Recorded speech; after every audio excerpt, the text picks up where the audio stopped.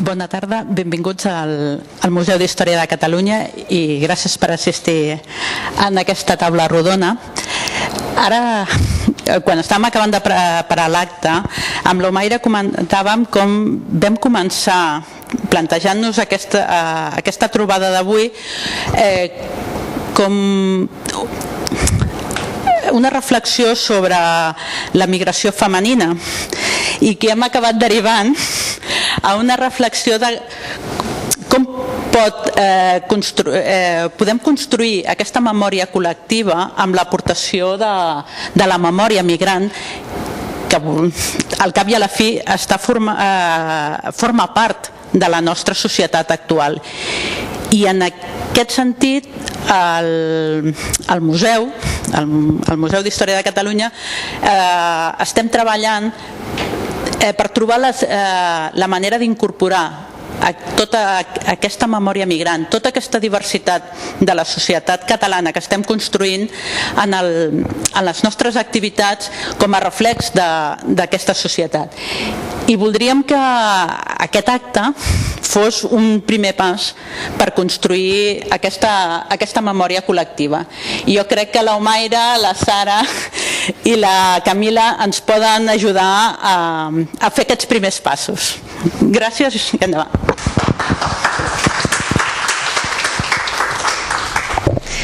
Gràcies, Griselda. Doncs bona tarda a tothom. Doncs primer agrair al Museu d'Història de Catalunya per aquest espai, a la Griselda Aixelà d'Acció Cultural i Educativa que ens ha convidat a realitzar aquesta activitat dins el marc que us ha explicat, també a la directora Margarida Sala que ens acompanya aquesta tarda.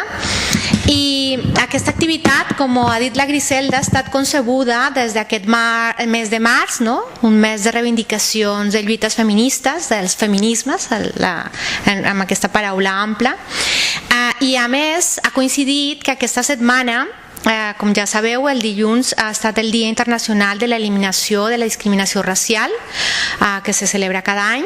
Doncs també aquesta activitat ha estat emmarcada dins aquesta data.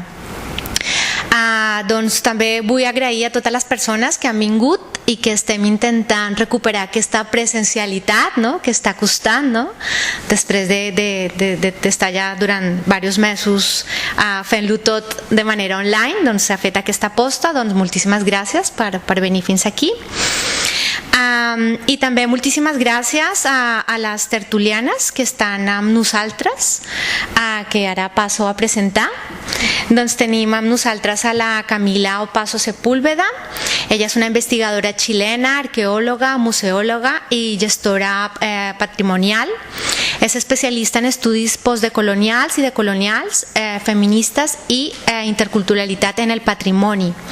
Actualment és doctoranda en Societat i Cultura i membre del grup d'Arqueologia Pública i Patrimoni de la Universitat de Barcelona. Ella investiga sobre els llegats colonials i la seva transformació orientada a la reparació de les memòries històriques subalternes. També tenim a la Sara Cuentas. Ella és una periodista, activista, investigadora social des d'una perspectiva feminista descolonial, nascuda al Perú, d'arrels ancestrals quichuas i guayocundas. Des del feminisme decolonial i l'antirracisme, ella s'ha implicat molt en la defensa dels drets humans i els drets de les dones dels pobles originaris. És experta en qüestions de gènere, interseccionalitat i drets humans. I ha coordinat a l'Escola Feminista Descolonial de la Red de Migració, Gènere i Desenvolupament i és membre de la plataforma Diverses 8M. Actualment la Sara impulsa accions internacionals per donar suport a la demanda de la veritat, la justícia i la reparació de les dones afectades per les esterilitzacions forçades del Perú. Bé, després d'aquesta presentació, ja veieu que tenim aquí una taula de luxe. Nosaltres ens hem plantejat conjuntament amb la Griselda i amb les ponents una sèrie de preguntes i la dinàmica serà la següent. Jo faré les preguntes, algunes per les dues, unes determinades per a cadascuna d'elles, i una vegada acaben les preguntes donem pas al públic i així podem fer podeu anar prenent nota de les preguntes que vagin sorgint. perquè també aquesta dinàmica permet que es faci tota l'exposició sencera. Bé, doncs la primera pregunta, que és per les dues, és com els museus poden ajudar a incloure la memòria migrant a la història de Catalunya.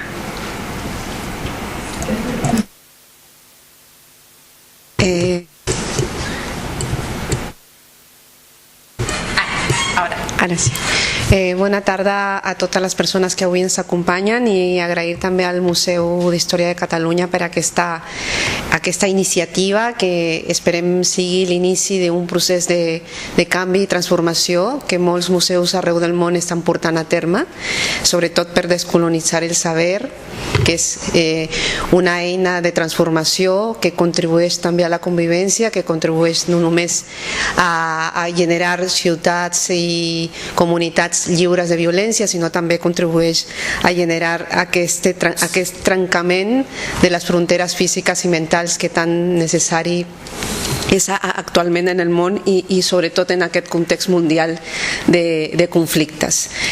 La primera pregunta suposa un desafiament molt gran pels museus, perquè els museus han sigut institucions històricament representants de la colonialitat i modernitat, no? O sigui que no és estrany que avui estem precisament parlant d'aquesta realitat al Museu d'Història de Catalunya, precisament perquè hi ha una preocupació de que els museus encara tenen que canviar la seva mirada, la seva manera de tractar la informació, de tractar aquesta documentació del passat i de com ho representen també l'alteritat, no? És a dir, la otredat, aquesta història no contada, aquesta història invisible, aquesta història menyspreada, no? De la història oficial, la història oficial que es va construir des d'Europa, sobretot des d'Occident, i que va desconèixer els sabers, les capacitats, les trajectòries, els modos de vida d'altres comunitats que van ser colonitzades, no? I precisament com podem deconstruir aquesta manera de gestionar aquesta documentació, aquesta manera d'interpretar les altres realitats i les altres experiències vitals, començant sobretot per deconstruir aquesta lògica o aquest llegat colonial que habita encara en els museus. És a dir, moltes de les col·leccions, moltes dels documents històrics han sigut només per visibilitzar una part de la història, no ha sigut una història holística que ha representat a totes les cultures, a tota la seva experiència per igual. Hi ha hagut moltes desigualtats en aquesta reflexió, no? Epistèmica, que diem nosaltres, o de gestió dels sabers, dels coneixements, i per tant implica com transformem aquest passat o aquest llegat colonial de col·leccions que van portar als museus a través de pràctiques d'expoliació de documentació, d'expoliació d'arte, d'expoliació de sabers, i que després es van representar en moltes parts del món a través dels museus i desconeixent aquestes capacitats, aquestes trajectòries. Normalment, per exemple, i aquest és un exemple, que la majoria de les artes d'altres cultures s'exhibeixen normalment en museus etnogràfics, no? I no en museus d'art. Per què? Perquè la majoria s'interpreta com que és artesania o és un element que no té tant valor com si fos una obra d'art d'Occident, no? Aquest és un exemple de com podem reconceptualitzar els llegats colonials. I un altre més, per deixar-li a Camila també, l'altra qüestió és preguntar-nos qui decideix les exposicions, com se construeixen les exposicions, com es presenta la història d'altres comunitats, d'altres poblacions, i qui pren les decisions sobre aquestes exposicions, no? I com podem assolir que els museus siguin un espai de generació de comunitat humana, perquè la memòria és un bé comú de la humanitat, perquè la memòria ajuda a construir la història, però una memòria que sigui lliure de prejudicis, lliure d'estigmes, lliure de mirades invisibilitzadores d'altres realitats.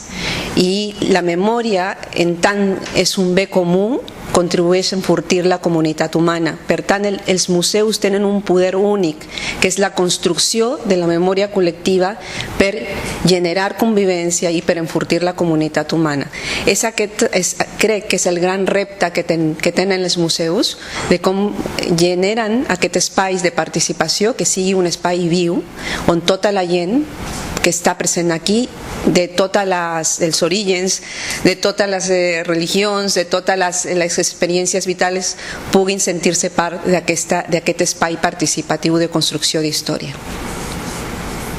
Gracias, Sara. Hola. Bueno, yo soy Camila.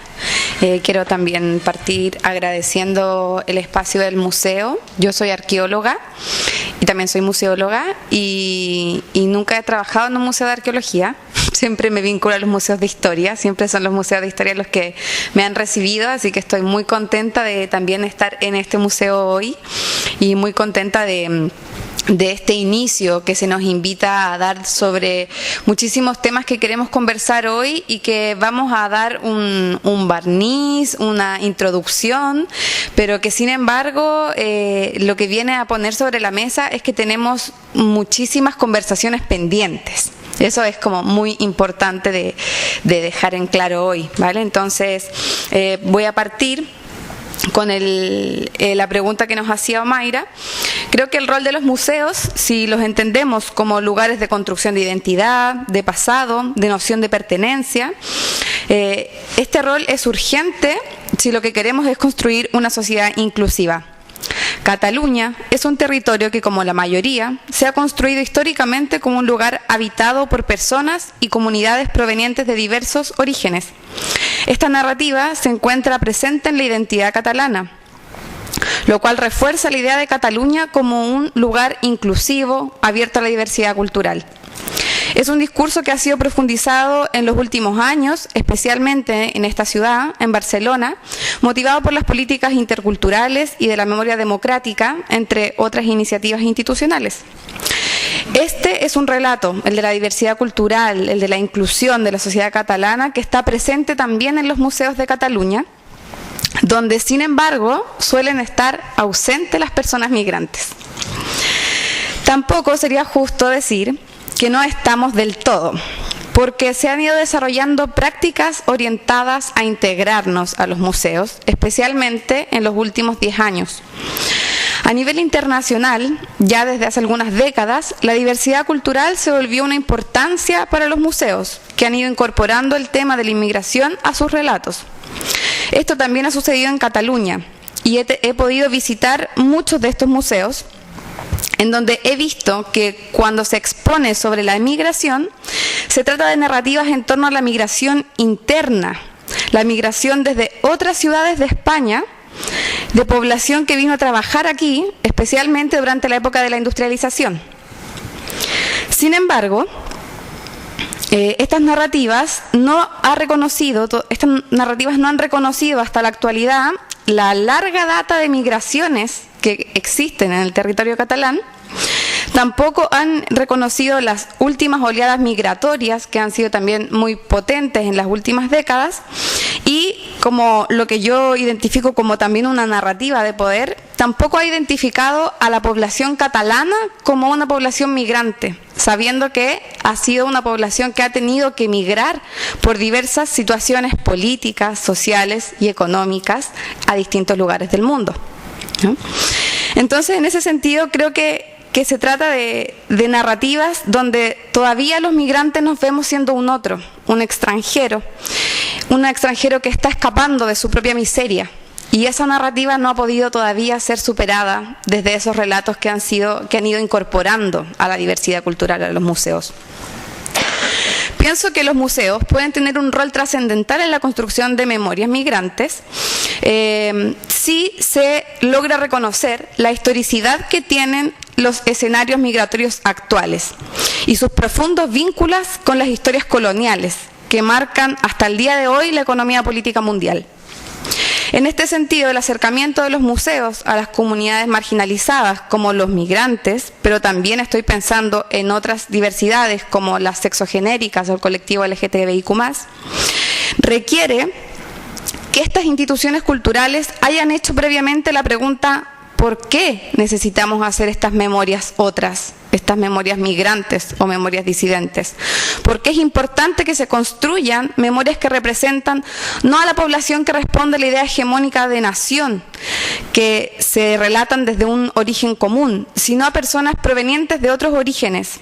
Y la respuesta debería ser que la construcción de estas memorias otras o memorias migrantes nos ayuda a transformar la sociedad en la que vivimos y a construir un mundo más igualitario y justo con todas las personas, independientemente de su identidad étnica, racial, cultural, de sexo, género o de clase, entre otras.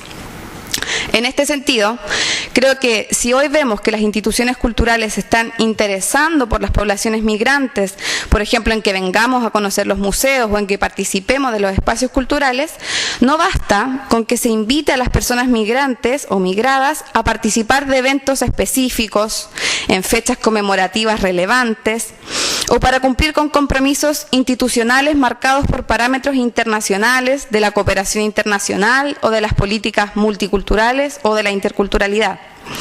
Son medidas que sirven, pero que sin embargo son completamente insuficientes.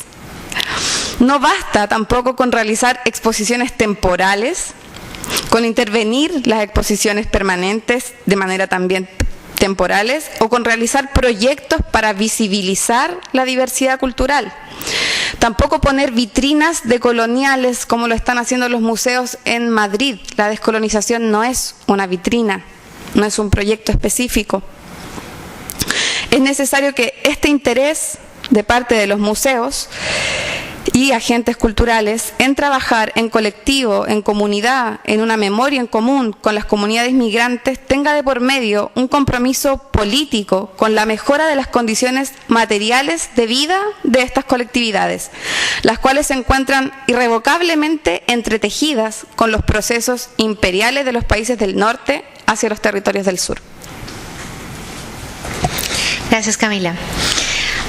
La següent pregunta, que a més ha sortit en part de la resposta que han dit les companyes, és la següent. Com de manera comunitària podem analitzar la memòria migrant a Catalunya des de la perspectiva de drets socials? Primer que res, hem d'aclarir que tota l'estructura existent sobre els drets humans ha sigut creada dins de la modernitat i colonialitat, no? O sigui, que aquesta interpretació de principis es va crear des d'Occident, només des de la mirada d'Occident, pensant en els drets de les persones d'Occident. No? És aquest el principi. I quan parlem de drets socials, no? Que en la Constitució espanyola es parla de dret a l'habitatge, de dret a la salut, de dret al treball, no? S'està parlant també des d'una perspectiva molt individualista. Mai se parla de drets humans des d'una perspectiva comunitària. Això què vol dir? Que quan els museus han parlat i s'ha incorporat aquesta perspectiva dels drets, no? En parts, en moments històrics també s'ha incorporat aquesta mirada de la modernitat en relació als drets, no? I específicament en relació als drets socials, que són els que principalment en l'actual context afecten a la població migrant. No? I aquests drets socials, que la interpretació dels drets humans i específicament els drets socials que van ser imposats a altres cultures, a altres poblacions i altres comunitats. Per exemple, quan parlem de principis per la convivència, estem parlant de drets humans. Quan parlem, per exemple, de principis per la convivència en les cultures originàries quechuas, estem parlant del yachay, del muna i del ñocaico. El yachay què vol dir? El yachay vol dir que el saber és un bé comú, no? Que el saber s'ha de compartir, que el saber ha de estar a disposició de totes les persones que formen part de la comunitat, no d'un estament propi d'una part de la comunitat o d'una classe social específica, sinó de tota la comunitat, perquè s'entén que el saber, al ser un bé comú, construeix no només a sostenir les comunitats en harmonia, sinó a sostenir les comunitats humanes en relació i en harmonia amb el seu entorn, que és la vida no humana, o el que les cultures originàries deien la Pachamama, no? o la mare terra. Per tant, aquesta construcció del saber, com principi bàsic de convivència, ha sigut originàriament de les cultures que van ser colonitzades, i quan va arribar la colonització es va esborrar aquest saber. Després es va entendre en tot el món el dret a l'educació des del dret a poder accedir a una determinada institució per rebre una determinada informació que és concebuda com el currículum de l'educació. I ha sigut una educació que entra molt en la competència, que entra molt en l'individualització de l'èxit, que entra molt en l'aprenentatge molt segmentat, que abans el coneixement era holístic. Abans també aquí, fa 2.800 anys i més, el coneixement era holístic i el coneixement era compartit entre totes les comunitats, però es va perdre. Com també el Munay, que el Munay és l'amor ampli a tota la humanitat, però no només a la vida humana, sinó a tota la vida no humana. És el que deia Camila, no m'importa de quin lloc vinguis, de quin color de pell tens, de quin tipus de capacitats tens, l'important és que estem compartint un espai comú, un territori comú, i estem construint comunitat i estem construint també harmonia amb tot el nostre entorn. Aquesta capacitat del Munay era un principi bàsic de convivència de les comunitats originàries que es va perdre també en la colonització i que encara en algunes comunitats vives encara permea com una pràctica, però que està molt invisible. Per tant, la manera com hem interpretat en Occident els drets humans i la manera com s'han interpretat en altres cultures és una manera hegemonitzant i hegemònica. Fins i tot quan es van crear totes les convencions internacionals africanes pels drets humans, la comunitat africana es va posar els punts sobre les ies al dir que els drets humans no representaven, la concepció de drets humans no representaven de la mateixa manera com se representa a Europa, perquè un exemple clar és que ara mateix a Espanya hi ha més de 500.000 de persones que no tenen dret a tenir drets. I aquestes persones qui són? Qui són aquestes persones? Els migrants, que estan sense papers. O sigui, quina concepció de drets i de principis de convivència hi ha quan no se respecten, no es reconeixen com una condició inherent a la nostra condició humana, aquests drets? Aquests drets només són un privilegi perquè estan lligats a l'obtenció de ciutadania, i l'obtenció de ciutadania està lligada a un vincle consanguini de la persona amb el territori. O sigui, si jo he nascut aquí i soc ciutadana autòctona d'Europa, o en aquest cas de territori espanyol, només puc tenir papers. Però les persones que venen d'altres territoris no podem tenir-ho. Però abans, en l'Avia Yala, aquesta concepció de frontera física, d'estat-nació que deia Camila, no existia, i per tant tu no tenies imposició o prohibició de creuar d'un territori a un altre, estaves compartint els territoris. Aquesta concepció té que canviar, es pot canviar. És veritat que el sistema civilitzatori colonial es va creure que no es pot canviar aquest sistema i que és impossible fer-ho, i no és així. Hem d'intentar primer, com deia Fanon, trencar amb les fronteres mentals, perquè en la primera frontera que tenim que trencar està aquí. Emancipar les ments és important. I per tant, la memòria migrant té relació amb la pràctica comunitària. Sense la pràctica comunitària, sense l'acció comuna de todas las personas que viven en una población determinada, la historia no es pot construir. La historia té que ser colectiva, la historia té que ser una construcció de totes les persones que estem vivint en un determinat territori. Si no, la història no evidenciarà realment les vides d'aquestes persones en tota la seva totalitat. Serà una història segmentada, serà una història invisibilitzadora. Per tant, és important, sobretot, quan estem parlant d'acció comunitària, no? De memòria, estem parlant d'un bé comú, com deia abans, i és fundamental que aquest bé comú sigui no només d'una part segmentada de la població o de les institucions públiques, sinó que sigui un bé on totes les persones tinguin accés, però no només accés per conèixer, sinó per contribuir. I per tant, aquest tipus d'espai, com aquesta iniciativa, és precisament una de les grans pràctiques fonamentals per construir de manera col·lectiva, no? Sent el Museu d'Història de Catalunya, no? Una de les institucions més reconegudes i més significatives de la evidència d'aquesta història de la comunitat catalana, seria impossible ara pensar que el Museu d'Història de Catalunya no tingui en compte la memòria de les comunitats migrants que estem vivint a Catalunya. Seria impossible pensar en aquesta història de Catalunya sense la participació de poblacions que hem vingut a viure a Catalunya i hem vingut a construir també la història. Perquè ja portem més de 60 anys, no? Contribuint a la convivència, contribuint a l'economia, contribuint a l'acció política, contribuint també a la construcció de totes les pràctiques comunitàries, les pràctiques culturals, i seria impossible no pensar que aquesta història no estigui present ara mateix en el Museu d'Història de Catalunya.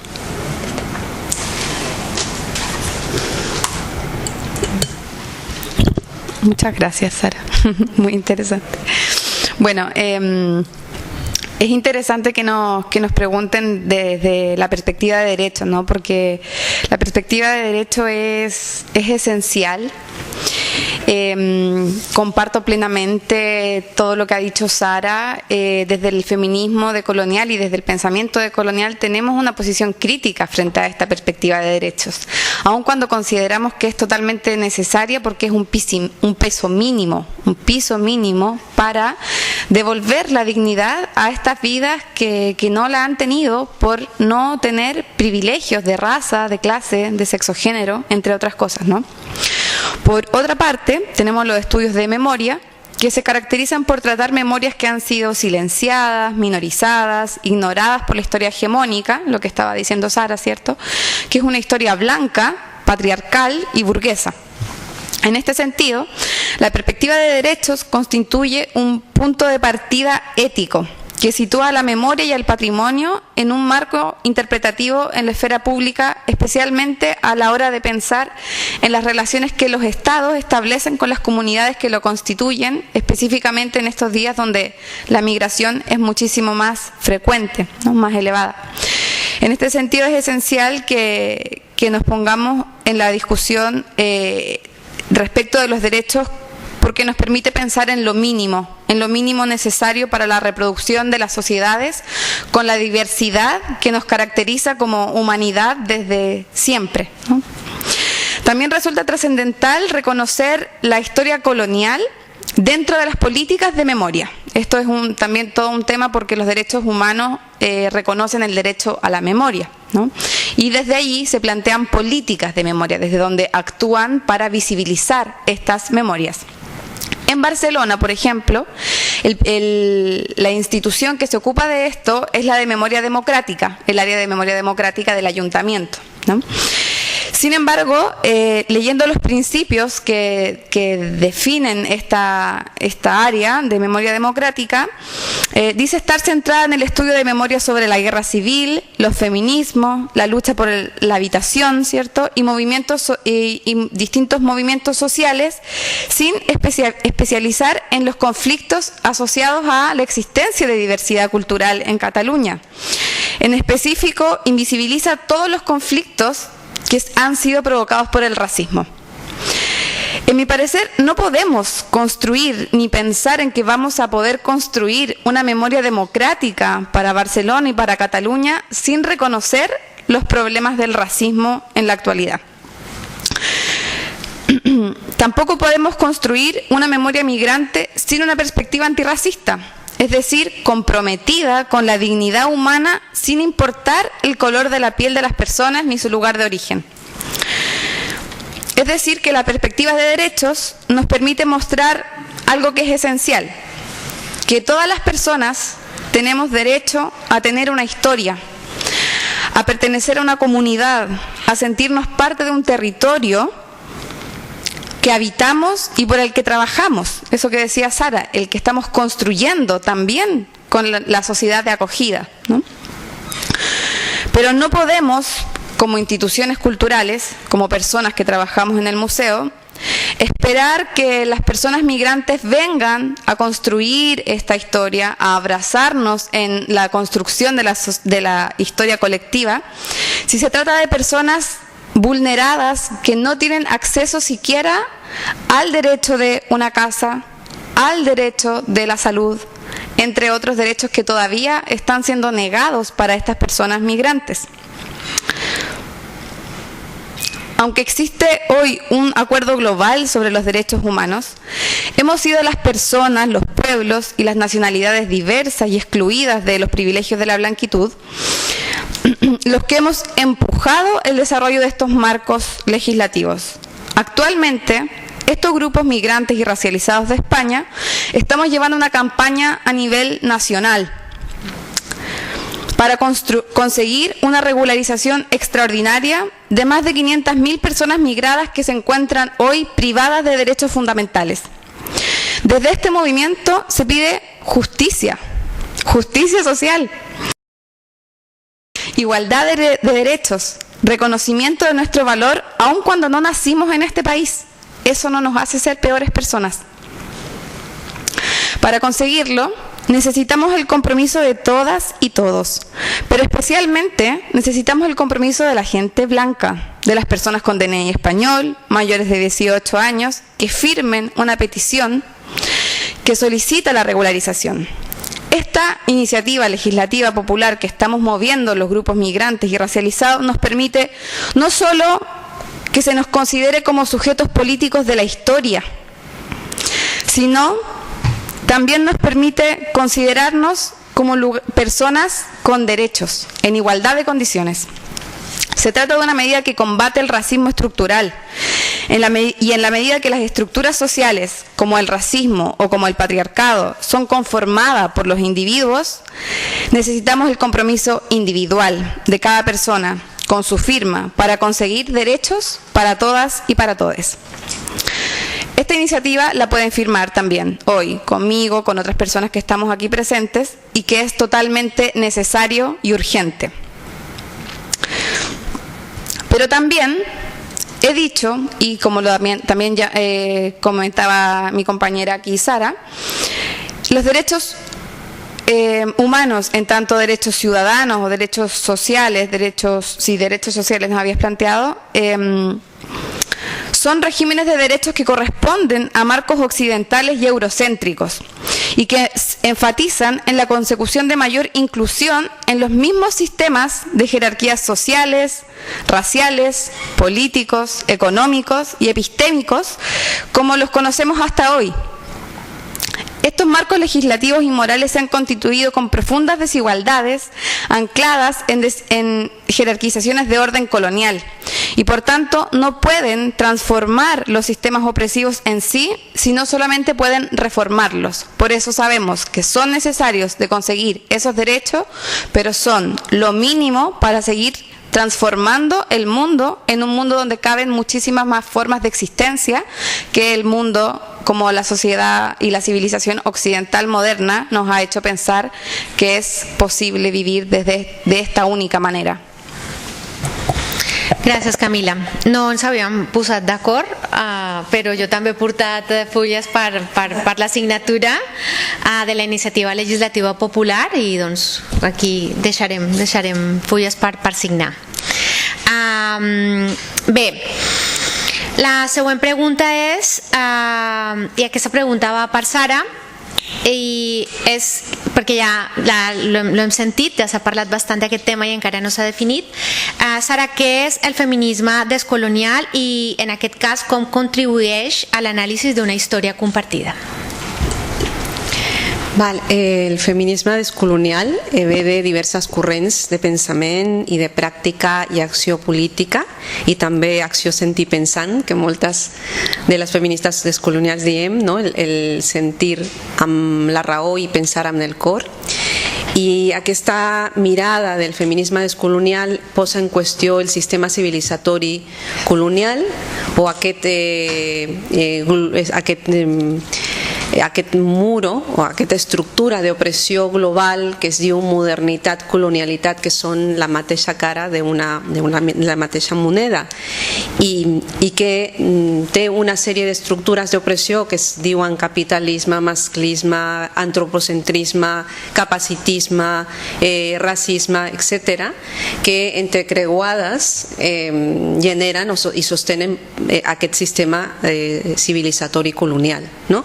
Un sistema hegemònic, un sistema homogenitzant, un sistema que ha desconegut la pluriversalitat d'altres modes de vida, d'altres sabers, d'altres trajectòries, d'altres emocions respecte a com la humanitat s'apropa a una convivència més harmoniosa amb la vida en tota la més àmplia significància. I el feminisme descolonial no només se centra en denunciar el patriarcat, que també forma part d'aquesta estructura civilitzatòria colonial, sinó també en les altres estructures d'opressió. Però no només denuncia aquestes estructures d'opressió, aquestes pràctiques d'opressió o aquestes violències, perquè són violències estructurals, el masclisme, el racisme, el classisme, el capitalisme són violències estructurals, són violències polítiques, violències machistes, violències econòmiques, etc. No només les denuncia, sinó que també posa en evidència i en rellevància aquesta manera dual, transformadora de concebir la vida, que és la relació territori-cos amb la relació amb el territori-terra, que és aquesta dualitat transformadora, que és jo com a humanitat no soc dueña de la natura, formo part de la natura, i al formar part de la natura resignifico també la meva presència, la meva acció de vivència personal, individual i col·lectiva dins d'un determinat territori en relació amb aquesta natura que m'envolta. Per tant, no depredo, per tant, no genero terricidi, per tant, no genero genocidi, per tant, no genero del desplaçament forçat de moltes poblacions, que aquesta seria la concepció de convivència realment veritable, sentipensant de la comunitat humana i que al llarg de la història, a través del procés civilitzatori colonial, ens han fet creure que la humanitat per naturalesa, inherent a la condició humana, està el ser conflictius i generar conflictes com la guerra, generar genocidi, generar depredació, un consum exacerbat, etc.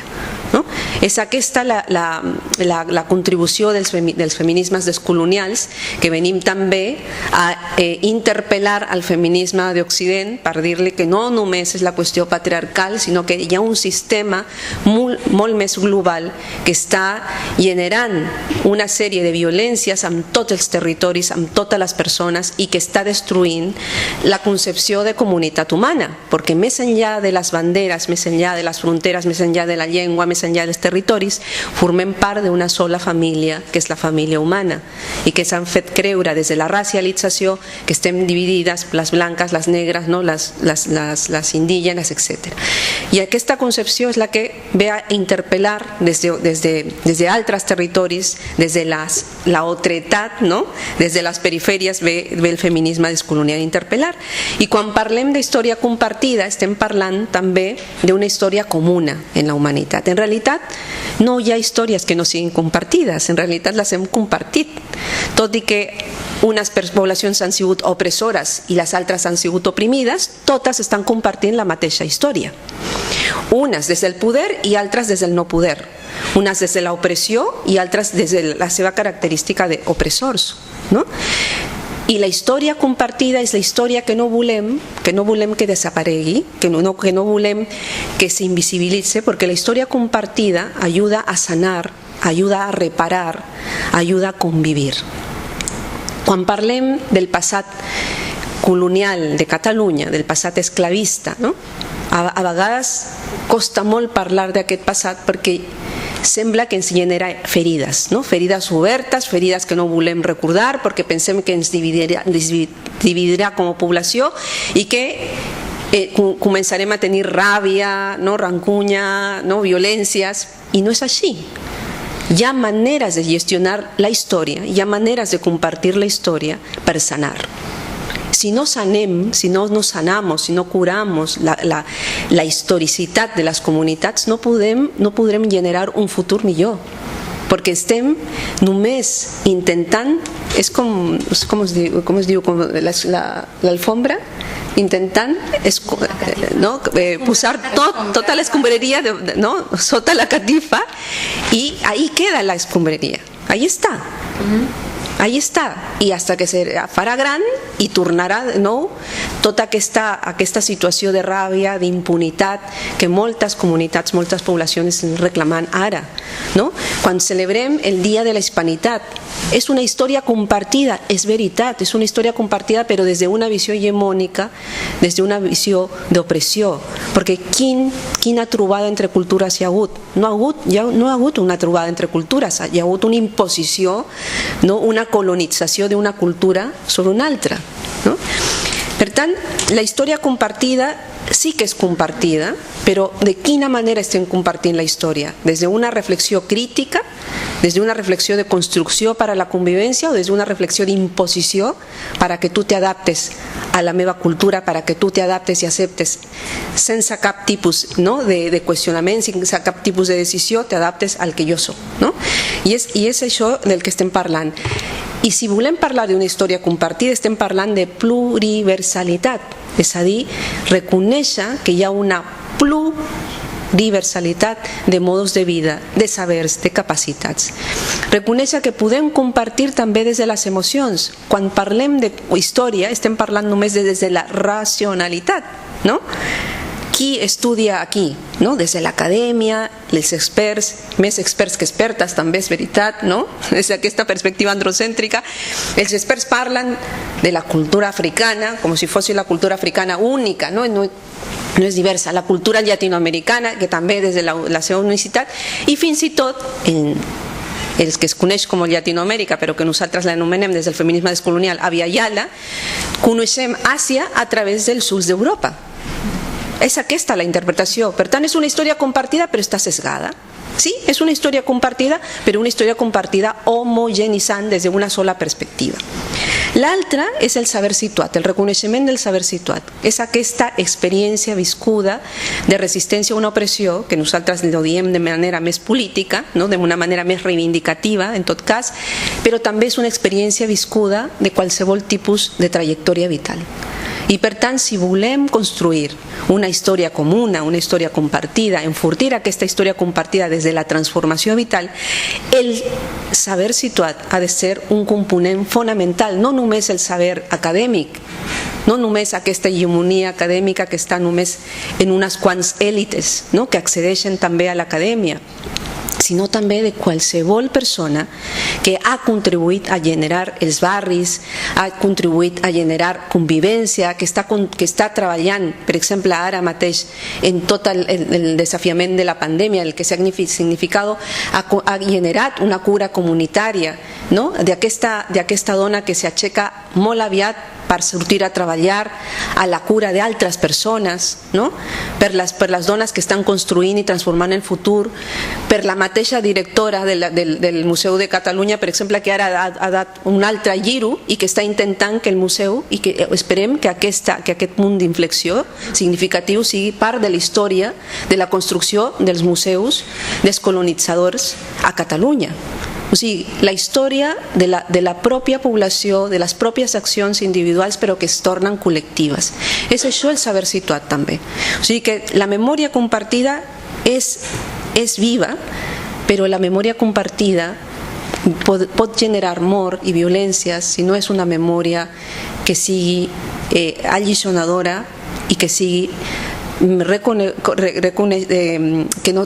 reconegui la diversitat i la pluriversalitat i que no contribueixi a la convivència. Si és una història compartida que trenca amb la violència, que trenca amb l'altres sabers, que invisibilitza l'alteritat, aquesta diversitat de la comunitat, si és una història que es construeix només des d'estaments hegemònics, no serà una història compartida que generi diversitat ni convivència ni que sostingui la vida. I sostenir la vida significa també sostenir la memòria dels pobles. Per això, en moltes comunitats, en això terme, no?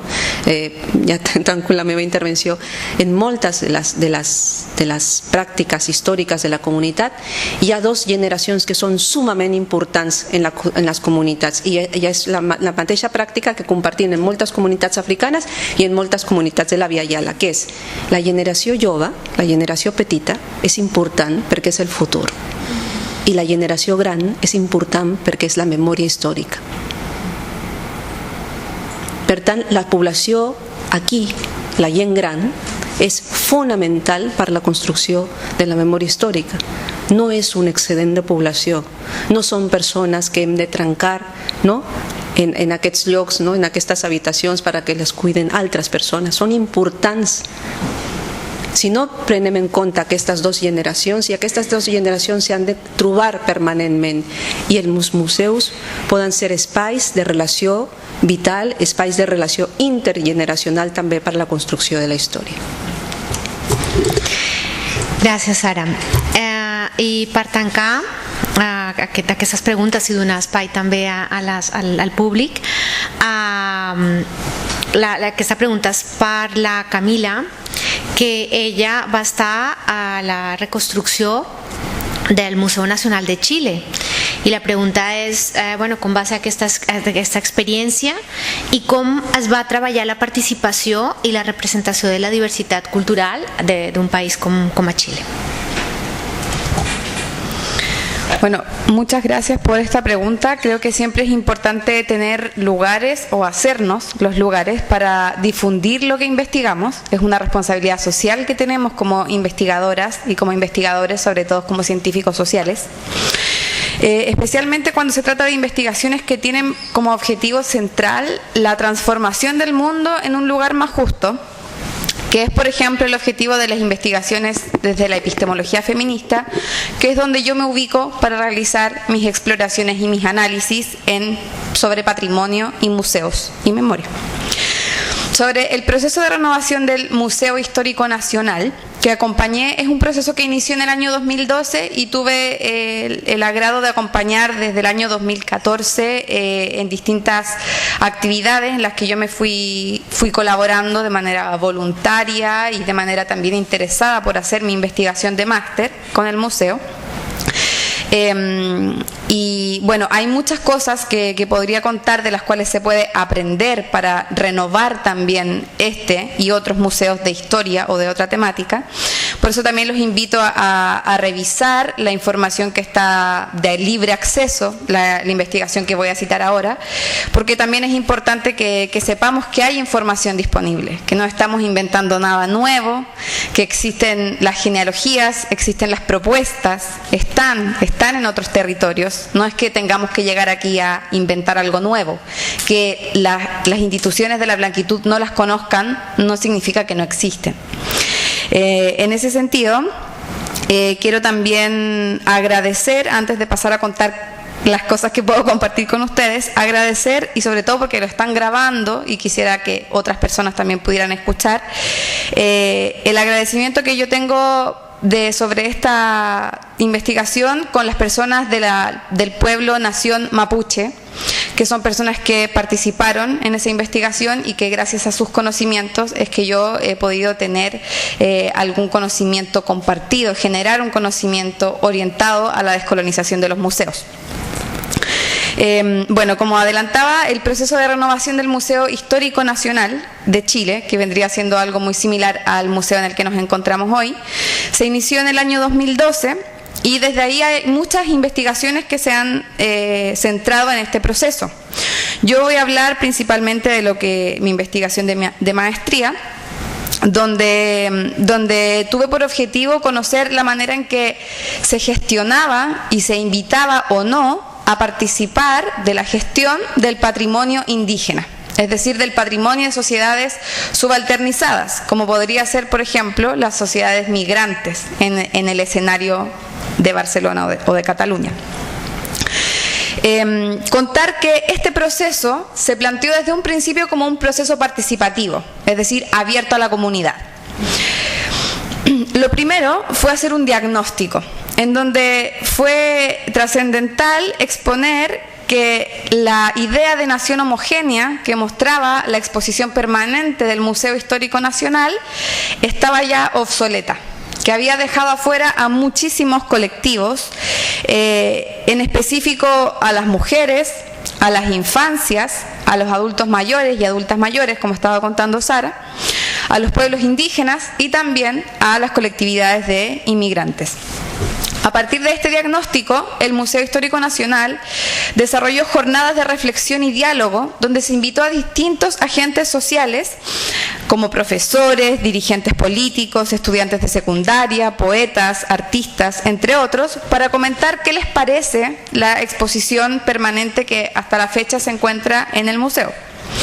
Estas jornadas dieron importantes insumos al museo y activaron una discusión pública también en los medios de prensa sobre quién estaba participando o no de esa discusión, cómo se estaba dando la renovación del museo y, lo más importante, a quién iba a beneficiar esta nueva cara, este nuevo relato sobre la identidad nacional, porque básicamente se veía una exclusión histórica de diversos grupos que finalmente existía un relato que privilegiaba siempre a ciertas clases sociales o a ciertos grupos respecto de, por ejemplo, la raza, ¿no? Porque el colonialismo también lo tenemos en nuestras naciones latinoamericanas, o de Abya Yala, como decía Sara, ¿no? Se ha desarrollado un concepto teórico para mencionarlo que se llama colonialismo interno, que es un poco para separar qué es lo que sucede luego de la independización de las colonias de la corona española. Sin embargo, es un colonialismo aprendido de esa primera etapa colonial. No es algo que se creó de manera autónoma en Abya Yala y que creamos una manera de seguir subordinando y jerarquizando en desigualdad a las poblaciones. Eso lo aprendimos. Lo aprendimos del primer momento colonial, del periodo colonial español, ¿no? Ese es nuestro colonialismo interno. Bueno, como parte de este proceso de renovación se sucedieron diversas acciones que tenían por objetivo traer a estos grupos excluidos al museo, ¿no? Un papel trascendental jugó la unidad educativa del museo, que aun cuando no existían transformaciones en la exposición permanente, desarrollaron durante años diversos proyectos para incorporar en términos protagónicos a personas migrantes, a personas privadas de libertad, a personas con capacidades diferentes, a adultos mayores, a adultas mayores, entre otros grupos de interés que se encontraban en condiciones de subalternidad por situaciones diversas. Si bien han pasado 10 años desde que se inició el proceso de renovación, entre medio han pasado muchísimas cosas, como un proyecto arquitectónico fallido, una exposición temporal censurada por hablar de la dictadura, el estallido social que se conoció internacionalmente en el año 2019 y una pandemia, ¿no? Por tanto, es un proceso que todavía estamos construyendo y que se enmarca hoy en la discusión constitucional, lo que quiere decir que los museos tenemos un rol trascendental en la transformación de nuestras sociedades. Trascendental. Otro punto importante que surgió de la investigación es sobre la gestión del patrimonio indígena, que era lo que a mí me interesaba ver. Mi investigación pudo demostrar que la mayoría de las actividades que el museo había desarrollado desde el año 2012 hasta el año 2020 estaban centradas especialmente en el pueblo nación mapuche, lo cual genera un problema, no solamente porque el pueblo mapuche, si bien es el pueblo más representativo, más numeroso, genera el problema de que continúa invisibilizando a la diversidad de pueblos indígenas que existen en ese país, ¿no? Eso son aprendizajes que podemos tomar del proceso de inclusión, ¿no? Cuando el museo se propuso incluir a los pueblos indígenas, solamente fue a hablar con el pueblo mayoritario, el pueblo mapuche, ¿no? Quedando así fuera de esta incorporación los 10 pueblos restantes que existen en el territorio que actualmente conocemos como Chile. Y son pueblos que tienen también luchas históricas, luchas ancestrales. Por ejemplo, el pueblo de Rapa Nui, lo pueden conocer seguramente porque son quienes han construido los Moai. Moai que, por ejemplo, tienen encerrado, capturado en el British Museum hasta hoy, aquí mismo en Europa, en Londres, ¿no? Entonces, bueno, estos pueblos no estaban participando de esta inclusión, es decir, el museo se abrió a celebrar la diversidad hablando solamente con algunas personas, ¿no? Dejando fuera nuevamente a gran parte de la diversidad indígena. Otro tema que surgió fue que muchas de las personas invitadas a participar a las actividades que se trataban de incorporar a pueblos indígenas eran hombres.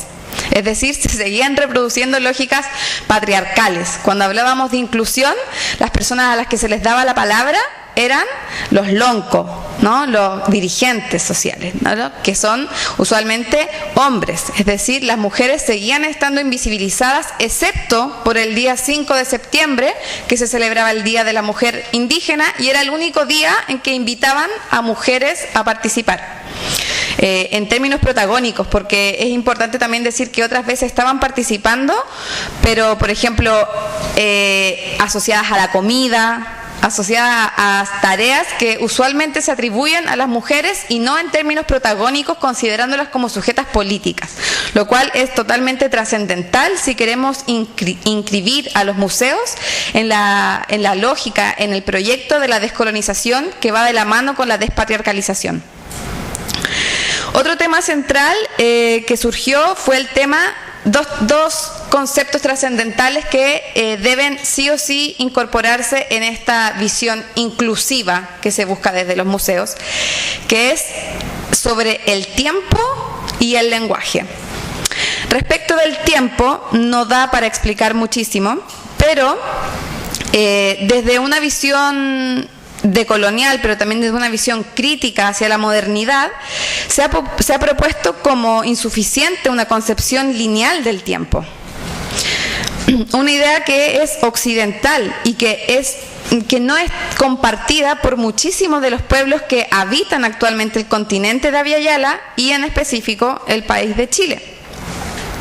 Por eso se propuso cambiar el guión museológico del museo desde cronologías, que es por ejemplo como está hoy también expresado el relato nacional en este museo, desde una cronología, se propuso reemplazarlo por una historia temática y que fuera capaz de abordar diversas cronologías al mismo tiempo.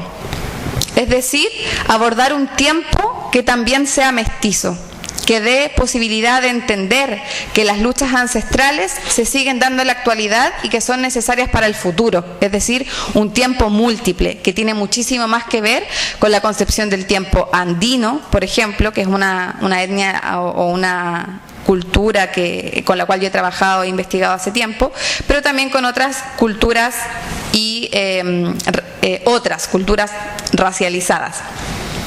Sobre el tema del lenguaje, se inició una reflexión sobre la incorporación de idiomas indígenas al museo, específicamente con un ejercicio de colecciones que se hizo que se llamó La Imagen Mapuche Contemporánea, donde se incorporaron poemas en mapuzungún, que es la lengua oficial del pueblo mapuche, que fueron poemas del poeta que hoy es Premio de Literatura, Elikura Chihuailaf. Además, se incluyó una reflexión sobre las palabras problemáticas. Esto es un gran tema en la actualidad para los museos. Es una discusión que debe darse sin mayores intervenciones. No podemos seguir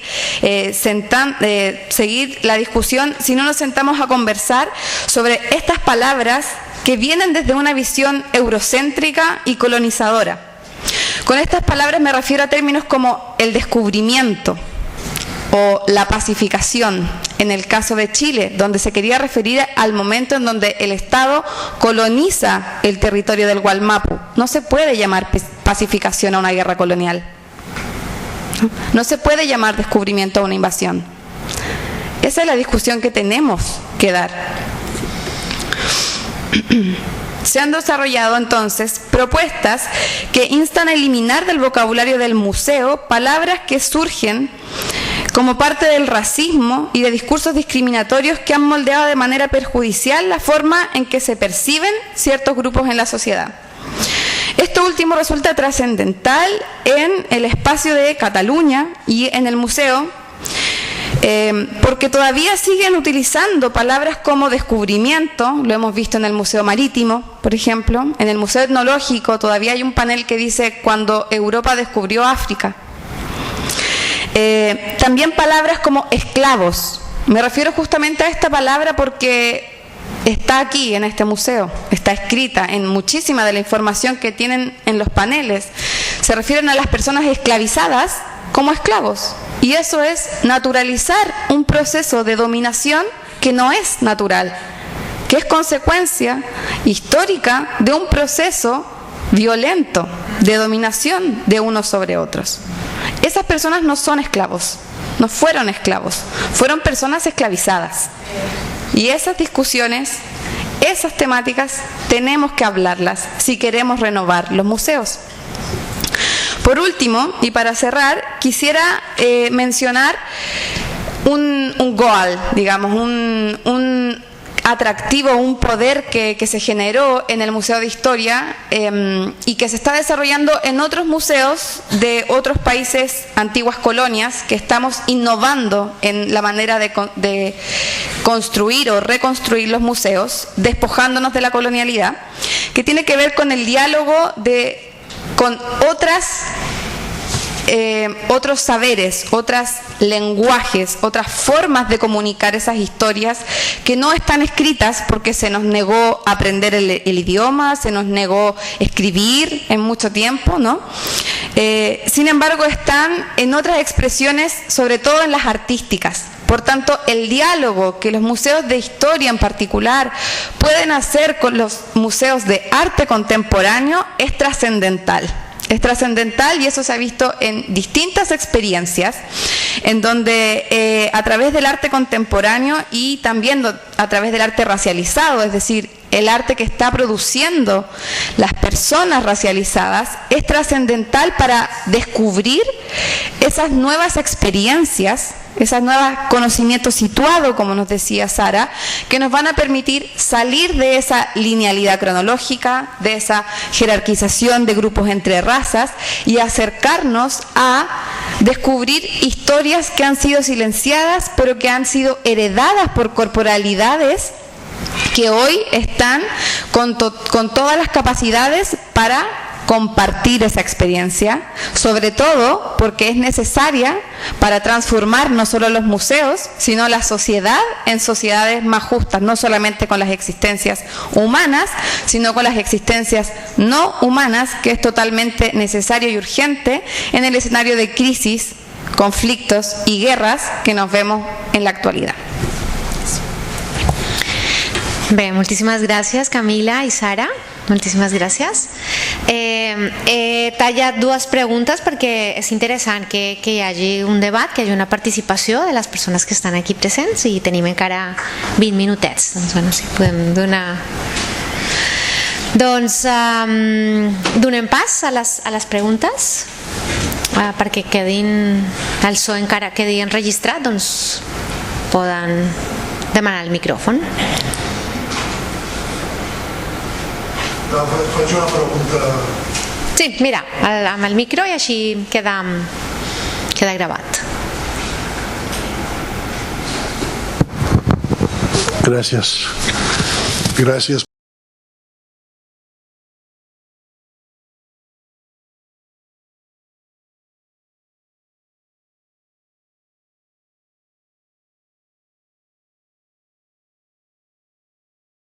un apartat, diguéssim, dels museus d'història. Aleshores jo em preguntava si a l'estructura actual tindria sentit un museu exclusiu de la memòria migrant, com hi ha un museu de l'esclavatge, per exemple, a Liverpool, que és impressionant. Aleshores, aquesta memòria migrant a la nostra ciutat, a la nostra Catalunya, tan referent al que heu parlat dels migrants catalans que van anar a diversos llocs del món, com els que heu anat venint, si tindria sentit posar-ho exclusivament en un museu que parlés d'això, que no fossin vitrines o mapes amb fletxes, en un altre museu d'una especialitat diferent.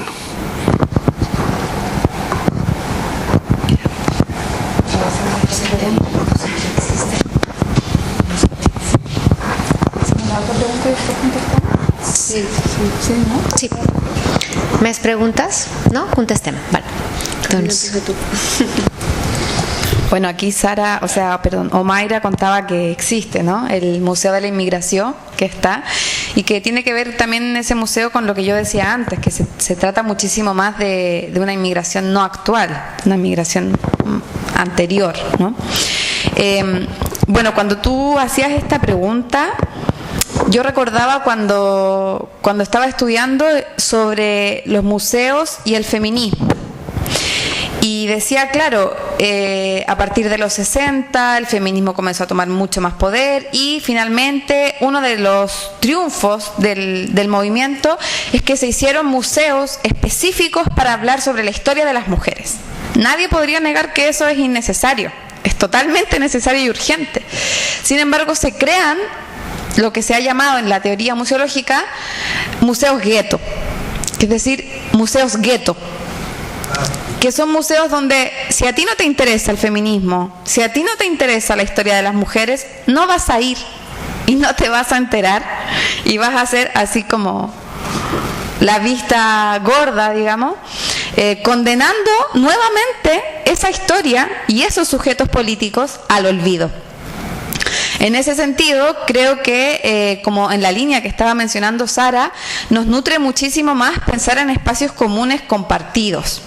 Si bien es cierto que necesitamos también espacios exclusivos donde nos sintamos parte del grupo que estamos viviendo, nos sintamos en un espacio seguro, ¿no?, de espacios solo para personas migrantes con orígenes similares, por ejemplo, son usualmente los espacios donde nos sentimos mejor, porque nos sentimos sin la necesidad de estar defendiéndonos todo el tiempo, o sin la amenaza de ser atacadas por ser de Chile, en mi caso, por ser mujer, por ser de afuera, etcétera.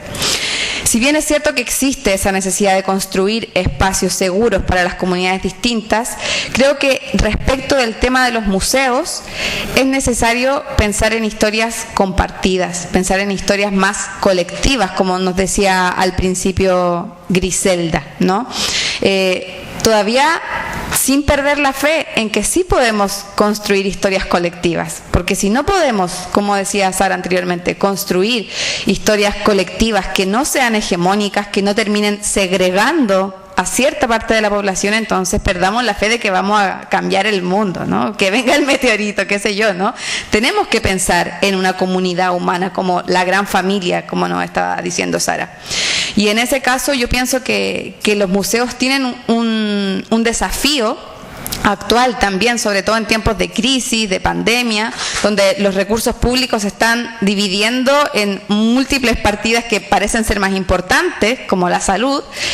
También tienen el desafío de mostrar que es necesario dar la discusión todavía sobre temas culturales que no están resueltos, y que por el contrario se exacerban muchísimo más en tiempos de crisis, como es el racismo, ¿no?, como es la dificultad que tenemos todavía como sociedad para relacionarnos entre personas que somos de culturas distintas. Entonces, en ese sentido, creo que el museo tiene el desafío de legitimarse socialmente hoy como institución, y que ese desafío no puede ser resuelto si no es a través de reinventar el museo, no solo el de historia, también el de arte, que ya veíamos, como decía Sara al principio, reproduce la racialización de conocimientos, técnicas y saberes ancestrales a través de la segregación de ciertos objetos a otros museos. Hay que renovar el museo de historia, pero también el etnológico, que fue donde se inicia la crisis de los museos, conocida así a partir de los 90, ¿no? Donde se transformó aquel museo etnológico, por ejemplo, entre otros. O esto mismo que decía, la creación del museo de Liverpool, etcétera. Sí, es necesario reinventar todos los museos y quitarle la colonialidad que lo constituye. Y para eso también tenemos que reconocer como punto inicial que ha sido un instrumento de colonización. A partir de ahí, entonces, podemos orientar nuestras acciones como museo hacia la reparación. Sí, com li deia la Camila, aquest museu que tu esmentes existeix, és el Museu d'Història de la Immigració de Catalunya, no? Està a Sant Adrià del Besòs. I per això és tan important en el marc d'aquest, de no només aquest mes i aquest dia o aquesta setmana, aquest debat, no? En un museu com aquest. Volia puntualitzar. Està? Sí, ara. Puntualitzar 3 coses. El museu té un poder per construir la història i té un poder que no coneix o que no reconeix a si mateix, que és enfortir la convivència en comunitat. Per què? Perquè el museu visibilitza, el museu naturalitza i el museu legitima qualsevol tipus d'informació o d'historicitat que vol presentar. I per tant, també no estic d'acord en segmentar, perquè quan segmentes només estreus una part de la història i només les persones interessades van a apropar-se a aquesta part de la història. O sigui, incorporar és visibilitzar aquesta història, portar a l'espai d'existència, portar a l'espai de ser, no? Treure de l'espai de no ser, com deia Fanon, i portar a l'espai d'existència qualsevol tipus d'historicitat. I de la memòria migrant cal que se porti a tots els museus aquest espai d'existència. Naturalitzar, què vol dir? Normalitzar com a part de la història comuna de Catalunya la història migrant.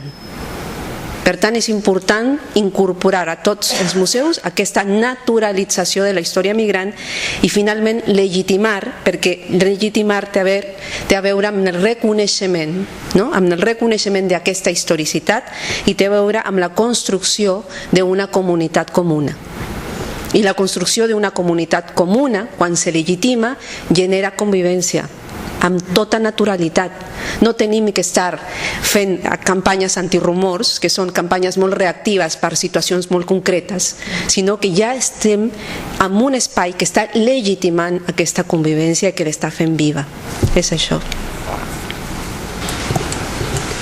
Tenim 2 preguntes aquí.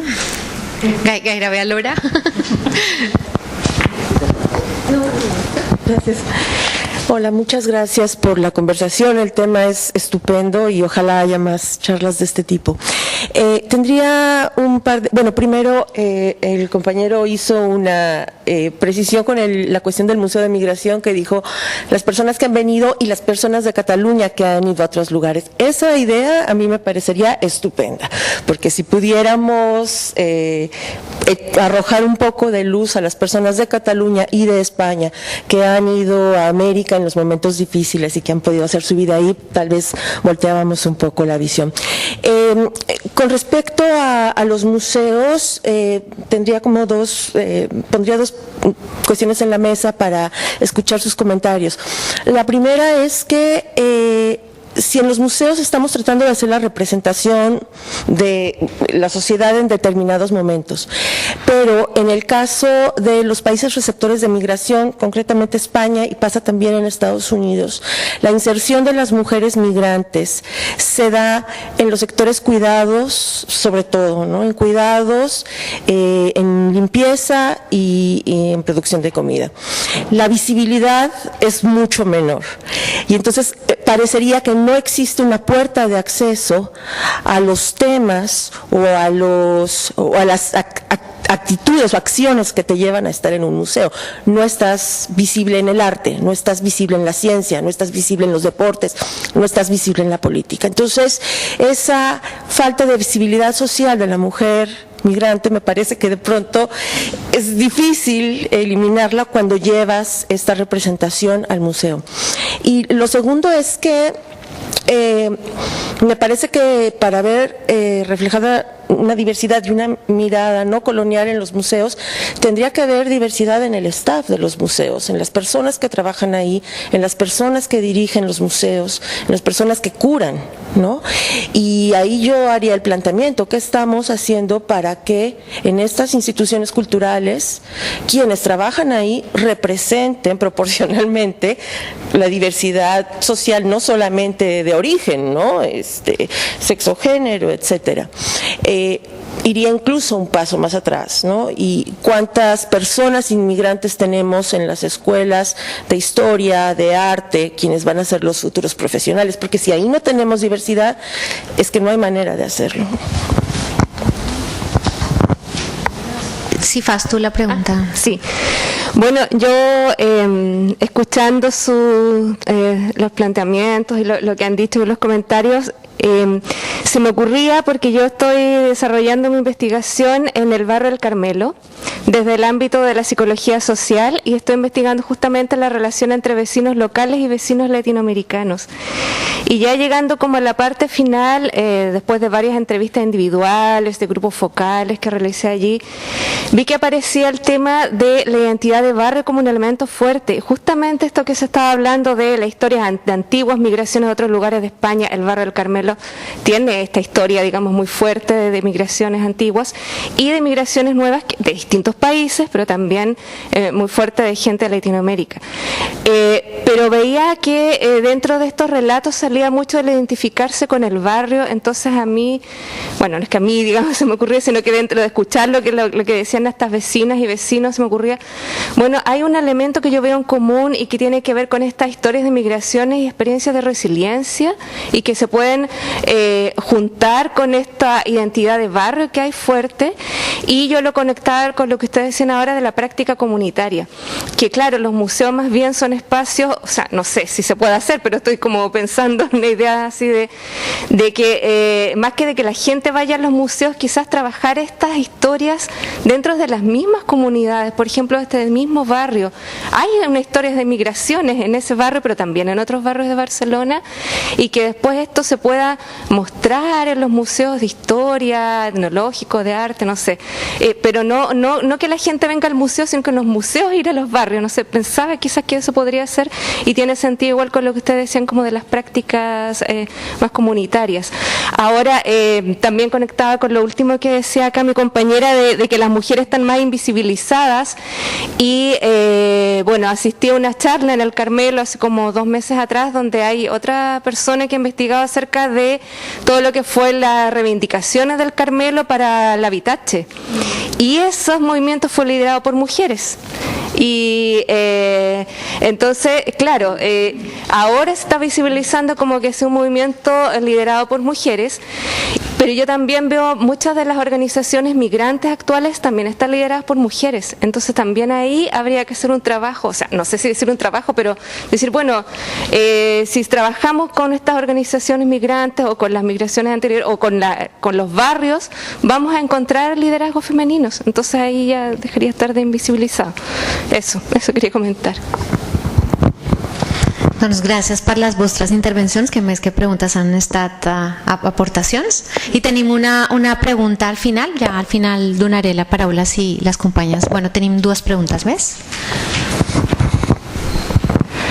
Hola, gracias a las ponentes por las reflexiones compartidas muy interesantes. Yo tenía una pregunta a propósito de la idea de memoria migrante, en términos de que ustedes se han referido y han reflexionado a propósito de la memoria que es hecha por comunidades que migran, ¿no? Pero quería saber si es que ustedes han, o cómo se puede pensar en la segunda dimensión de una memoria migrante que tiene que ver con una memoria que migra, con la movilidad de la memoria, con una memoria que se fuga, que es incapturable, ¿no? Porque va cambiando constantemente. ¿Y cómo se relaciona eso o qué formas adopta al pensar en esa segunda dimensión de la memoria migrante en un museo? Gràcies. I anem amb la última pregunta. Hi ha una altra. D'acord, molt bé. Bueno, darle las gracias por el debate y yo tenía, es como una especie de pregunta, reflexión también con respecto a lo que decía Camila, que cómo podemos hacer que las instituciones patrimoniales cuestionen y renueven sus discursos museológicos y que no lo sientan solo desde la culpa, sino que se pueda visibilizar como un espacio de reparación, ya que pareciera ser que este debate no es nuevo y que normalmente se queda en este espacio, como en conversaciones, pero no se traduce realmente en algo que cambia la institución. Entonces, mi pregunta es desde ese lugar, ¿qué podemos hacer? Porque acá las voces que hay son migrantes también. O sea, yo soy de Chile también, entonces es importante porque lo siento propio, lo siento mío y lo visibilizo, pero ¿de qué manera hacemos que esta otra contraparte, la institucionalidad, se pueda hacer cargo de eso y que no lo vea como desde la culpa, sino como realmente un espacio de reparación? Eso. Vale, la següent, però tenim dues preguntes més. Sí, aquí tenim una altra. No, una, perdó. Bona tarda. Primer de tot m'ha semblat brutal, sobretot des de la perspectiva d'un ignorant com jo, de Sant Antoni. Llavors, vostès han parlat de les segones i terceres generacions de la diàspora. El que els voldria preguntar realment, sota la seva àmplia experiència, per unes persones de context cultural filipí, com és la nostra i la diàspora filipina, quines serien les primeres passes per aconseguir això mateix del que estem parlant? Com ens podem descolonitzar nosaltres mateixos? Quines serien el 101, els baby steps? Merci. Gràcies. Bé, fas tu també? Tens una... Sí, tant. Margalida.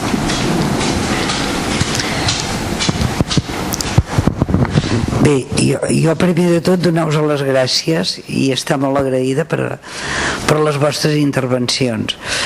Clar, jo crec que el primer, hi ha una cosa que és fonamental. Quan un ha format part d'una èlit colonitzadora, el primer que ha de fer és reconèixer-ho. O sigui, el procés de decolonialització no el podrem assumir si no assumim que hem sigut un país que ha comès genocidi i a més és això, que és el llenguatge que tu deies abans, que és no podem parlar de descobriment, va ser una invasió i una escabatxinada directament.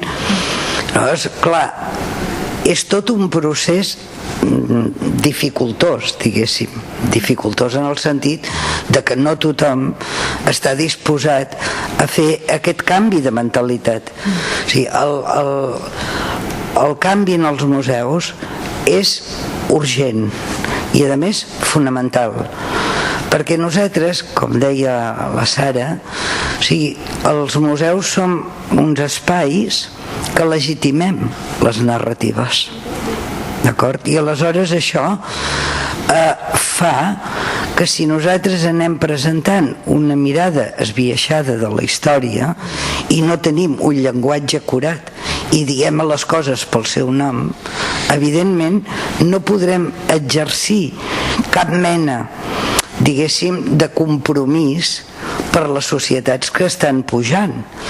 I jo crec que la paraula compromís és molt important per a un museu. Hem de treballar en aquest sentit per donar o per poder donar aquesta múltiple visió de les coses i dels fets i de la història, justament per fomentar aquest esperit crític en les generacions que pugen. I si no som capaços de fer això, serà una mica trist, diguéssim, no? Que era el que tu deies, poder que baixi un meteorit o algun... Però vaja, vull dir que no podem perdre, evidentment, l'esperança de poder fer aquest canvi. Els canvis sempre són lents, molt lents. Hi ha pors, hi ha resistències als canvis, tots, vull dir que això, cadascú de nosaltres és així, vull dir, tenim sempre una part que ens fa ser més agosarats o molt menys agosarats a l'hora de fer i actuar.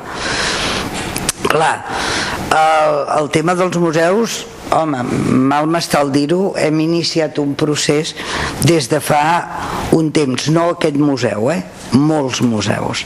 Vull dir, la situació i la societat actual ens porta, bueno, això, perquè si no, no hi ha futur.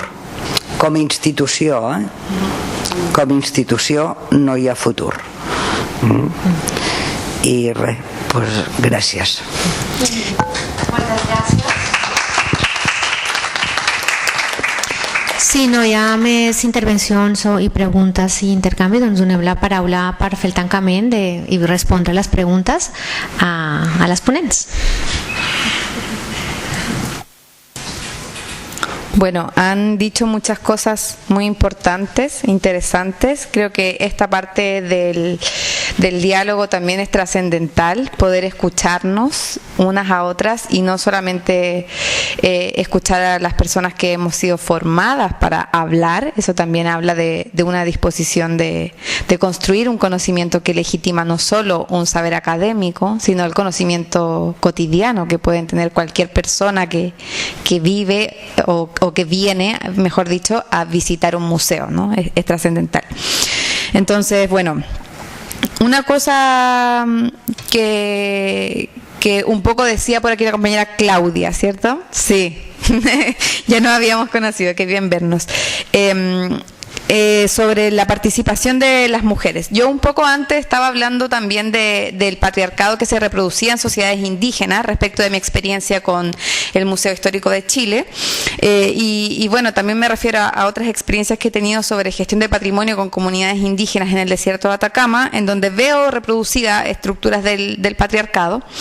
Creo que una de las cosas absolutamente necesarias para descolonizarnos, que también tiene que ver con lo que planteaba el compañero allá al fondo, es que cuestionemos y dudemos de todas las narrativas que encontramos en la actualidad, de las narrativas que vemos en televisión, yo no veo televisión, pero se entiende, de las que están en el diario, las que vemos en redes sociales. Tenemos que desconfiar, tenemos que cuestionar, tenemos que reclamar otras narrativas desde ahí. Por ejemplo, la narrativa de que no hay mujeres participando en otros espacios que no sean los cuidados y la alimentación o esos trabajos que pareciera que están destinados a las mujeres migrantes, ¿no? En el orden colonial y en el capitalismo racial que se reproduce hoy, ¿no? Sobre todo en el espacio europeo. Pero estamos muchísimas mujeres en los espacios políticos migrantes.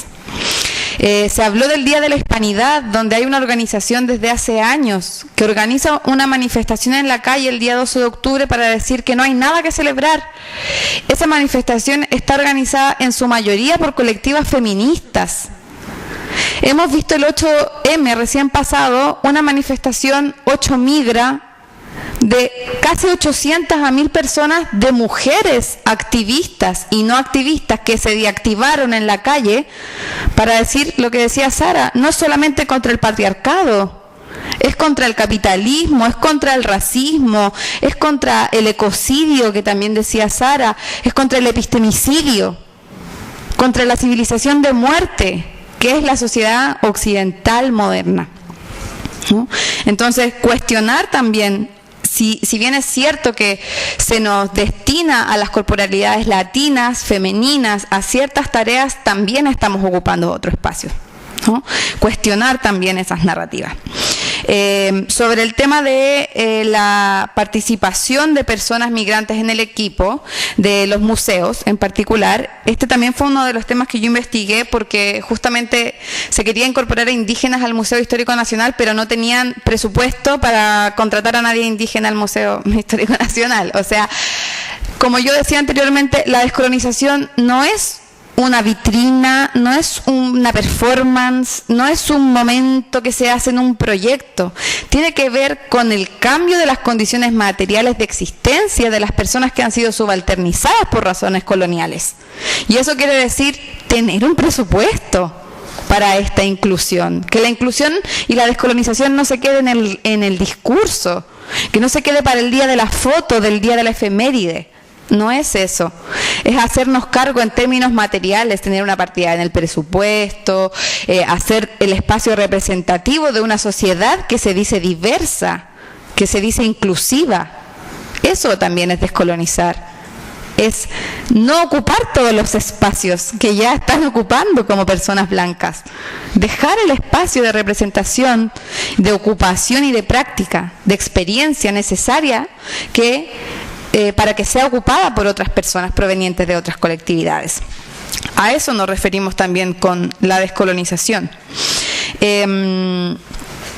A ver, sobre el tema de la culpa, también creo que tiene que ver con lo que planteaba el compañero sobre la descolonización de manera personal, ¿no? Primero, no olvidar que la colonización estuvo muy intrínsecamente vinculada con el cristianismo. Eso no lo podemos pasar por alto y no lo hemos dicho hasta hoy, y que la Iglesia no se la lleve gratis, que no. No vamos a dejar que eso pase, ¿no? La culpa tiene que ver con un valor cristiano que se nos ha impuesto sobre todas las mujeres y tenemos que ser conscientes de eso, ¿no? Y así como exigir a los museos que salgan de ese lugar de la culpa, exigir también a nosotras mismas salir de ese lugar y descolonizarnos también en nuestras prácticas cotidianas, en nuestro discurso, descolonizar la forma que deseamos, que nos vemos, que queremos vernos, la manera en que hablamos, en que nos relacionamos, hacernos cargo de que también podemos ser parte del problema. Como decía Sara, son historias compartidas en el espacio del poder y del no poder, y como nos ha dicho Gayatri Spivak, son categorías que cambian. Por ejemplo, yo aquí en Cataluña recibo un trato racializado. La gente me inferioriza por venir de Chile y es algo que en Chile a mí no me pasaba. Son categorías que cambian, ¿no? Respecto del territorio en el que uno habita, pero que sin embargo tenemos la obligación como personas, el deber de cuestionarnos esos privilegios que habitamos en uno o en otro lugar. Tenemos el deber de hacernos cargo de, si tengo un privilegio es porque otro está siendo oprimido. ¿Qué hago con ese privilegio? Y así como exigir a los museos, hacernos cargo también en términos individuales y comunitarios de eso, para no solamente exigir a los museos, porque las instituciones están hechas por personas, ¿no? Entonces es nuestra responsabilidad también exigir a los museos esos espacios y los museos bajarse de esa autoridad de poder, de que son los únicos que pueden construir historia, construir democracia, construir relatos, porque no es verdad.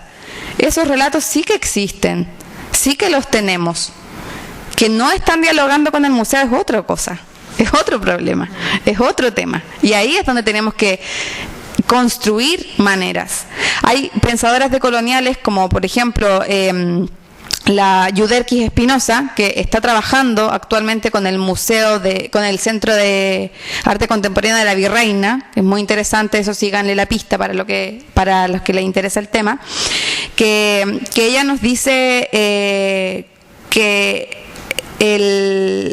que somos, que tenemos la obligación no solamente de llevar nuestra experiencia a los museos, sino, como decía la compañera, hacer que los museos salgan, ¿no? Hacer que la descolonización se lleve a cabo en todas las áreas de la vida, no solamente en el museo, no solamente en el área cultural, sino en todas las áreas de la vida, ¿no? Es necesario que nos hagamos cargo de que somos parte de ese problema que hoy queremos superar. Y saliendo, o sea, haciéndonos cargo, como decía Margarida, ¿no? Haciéndonos cargo de que somos parte del problema, es como se construyen estas balbuceos, exploraciones que nos dice Yuderquis, que es lo decolonial. Es una búsqueda por hacer las cosas distintas. Es no quedarte en lo naturalizado que nos decía Sara. ¿Se ha hecho siempre así, lo seguimos haciendo así? No, no es así.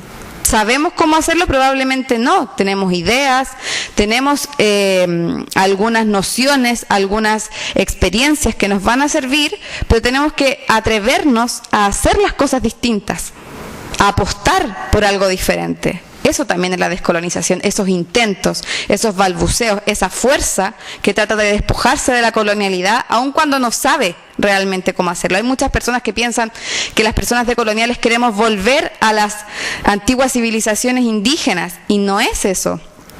No es eso, porque no sabemos qué iba a pasar con el devenir histórico de nuestras sociedades indígenas en Abiyayar o de las sociedades africanas en África, ¿no? En su continente. No sabemos cómo iban a ser esas civilizaciones, pero tenemos la fuerza potenciadora para ir en búsqueda de hacer las cosas distintas.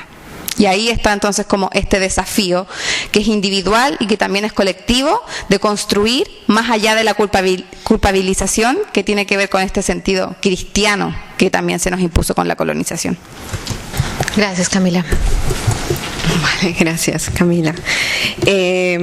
A veure, relacionaré totes les preguntes perquè crec que tenen un mateix fil comú, i primer té a veure amb la memòria que migra, no? La memòria que migra és molt important perquè no només és la memòria actual, la que estem vivint ja dins del procés o de la condició de població migrant, sinó el reconeixement de les nostres arrels, per una part, el reconeixement de les nostres trajectòries, però a més també la evidència d'un procés social, polític, econòmic, medioambiental que ens ha portat a migrar, no?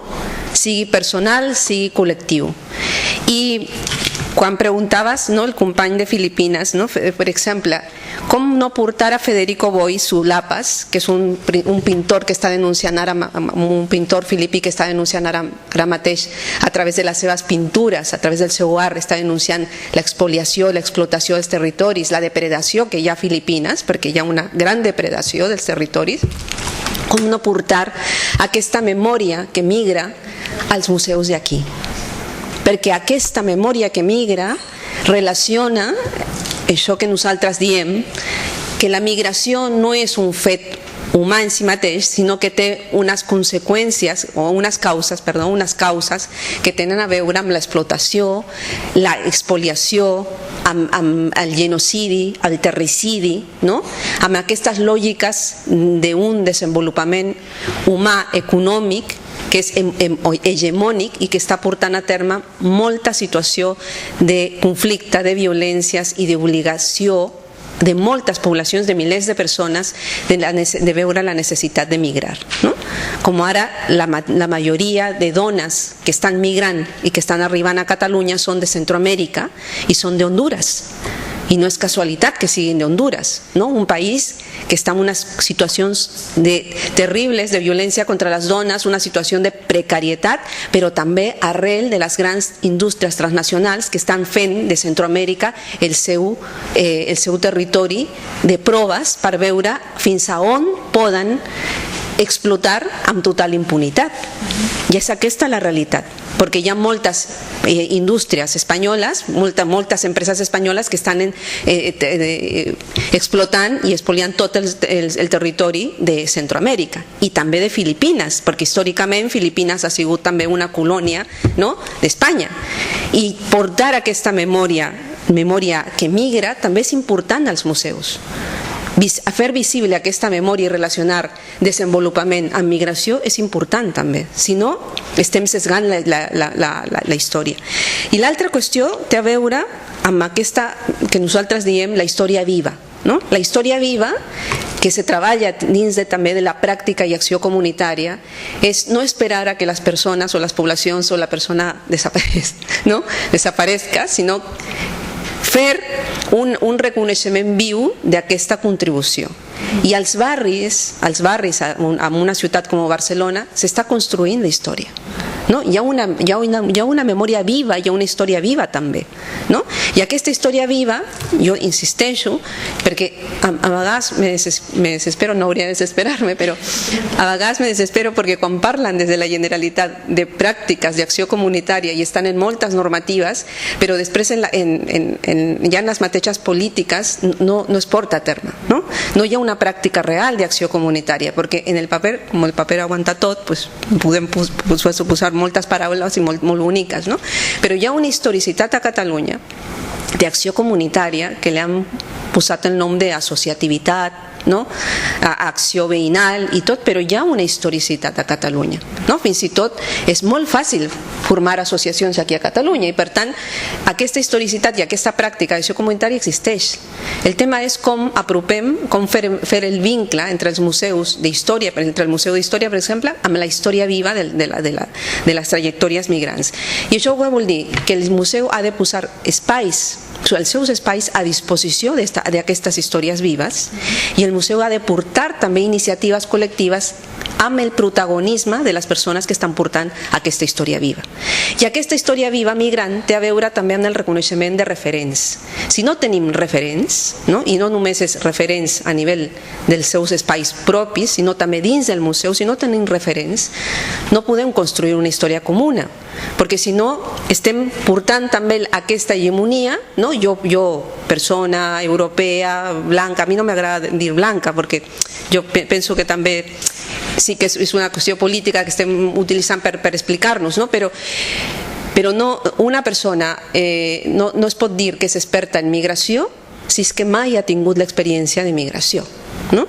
I per tant nosaltres quan estem interpel·lant, per exemple, a molts governs locals de dir-les les persones que són tècniques de migració també haurien de ser persones migrants, perquè hi ha moltes persones, moltes trajectòries, fins i tot de segona, de tercera, que a mi no m'agrada tampoc parlar de la migració eterna, perquè no és una migració, la migració no és una identitat, la migració és una condició, no? És una condició d'opressió també. Per tant, a vegades quan parlem de les condicions d'opressió les estem anomenant com si fossin identitats nostres, no? Quan diuen persona analfabeta, persona racialitzada, persona migrant, no és una identitat nostra, és una condició i per tant al no ser una identitat no haurien d'anomenar-me per persona migrada, no? I és aquesta la idea també de la història viva, no? Com portem la història viva als museus i com els museus porten i reconeixen i evidencien la història viva als espais de relació. I finalment, que té a veure amb com descolonitzar, no? Com descolonitzar les nostres ments. Una de les qüestions és, hi ha 3 camins en la història migrant, que des de la meva pràctica i amb les col·lectives en les quals he participat, nosaltres hem trobat 3 camins. El primer camí, i tots són legítims, perquè són accions de resistència i també de resiliència, no? Com d'autocura enfront d'una situació que és molt adversa. El primer camí és l'enajenar-se. Jo m'enajeno, me alieno, no em reconec en les meves arrels ni en els meus orígens i per tant assumeixo tota la cultura forània en la qual jo he arribat i desconec totes les meves arrels i tot el que soc, el que significo i el que forma part de la meva identitat. I m'oblido del meu territori d'origen, m'oblido de relacionar-me amb la gent del meu territori d'origen, per tant me sento acceptada, entre cometes, però en el fons dins teu saps que no ets tu. No ets tu perquè estàs amagant moltes coses del que tu ets en realitat. L'altre camí és l'autoguetització. Jo només me reuneixo, me organitzo, me relaciono amb gent del meu territori d'origen. Colombianes, només colombianes. Chilenes, només chilenes. Catalanes, només catalanes. Perquè succeeix això i és una estratègia de resistència i també d'autocura, perquè tu cerques espais de seguretat i espais de cura i en relació amb els teus pares trobes aquesta situació de cura. Però hi ha un altre camí, que és el camí de l'autoreconeixement, no? Del relacionar-te des del que tu ets, des del que tu representes, des de les teves arrels, dels teus orígens, des de la teva identitat, i relacionar-te amb llibertat. Tot i que això comporta que puguis patir discriminació, més violència, no? més invisibilitat. I això és un desafiament i forma part d'aquesta història viva que no es visibilitza. I aquests tres camins, que poden ser molts, però hi ha moltes variants perquè no són únics, però aquests tres camins són els que generen una manera de conviure i de generar una visió comuna de comunitat. I el camí que hauria de ser més lliure i el camí que hauria de ser més fàcil hauria de ser el tercer. Però no és el tercer perquè encara estem mentalitzats amb aquesta colonialitat. Hem legitimat aquesta colonialitat perquè Europa porta més de 2.800 anys de ser una població colonitzada. No només ha sigut Europa colonitzadora, ha sigut colonitzada també perquè hi ha moltes poblacions originàries que abans eren circulars, moltes poblacions originàries que tenien una pràctica comunitària i que van desaparèixer en el temps. Si no, per què se van cremar a milers de dones, no? Per precisament consolidar els feudos, no? I trencar amb la comunitat humana.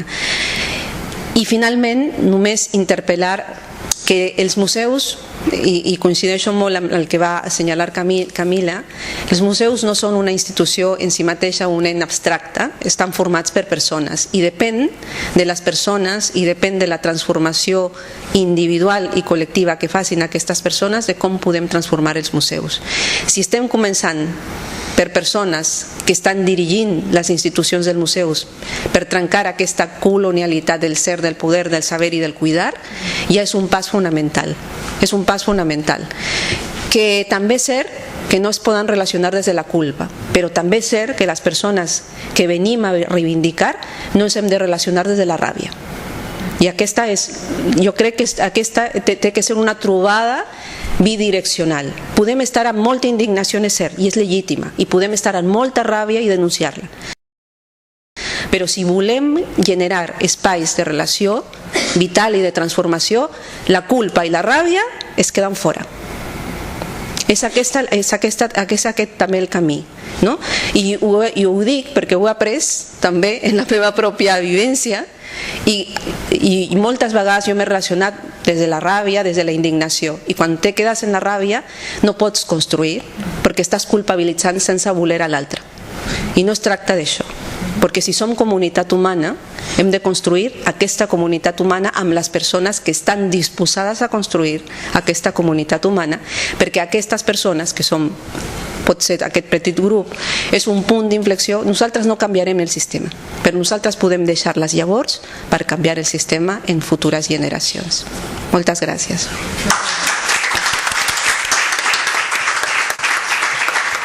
Moltíssimes gràcies a tothom, i només dir-vos que les persones amb DNI majors d'edat poden signar aquesta iniciativa legislativa popular perquè puguin ser regularitzades més de 500.000 persones. Gràcies. Aquí ho deixem.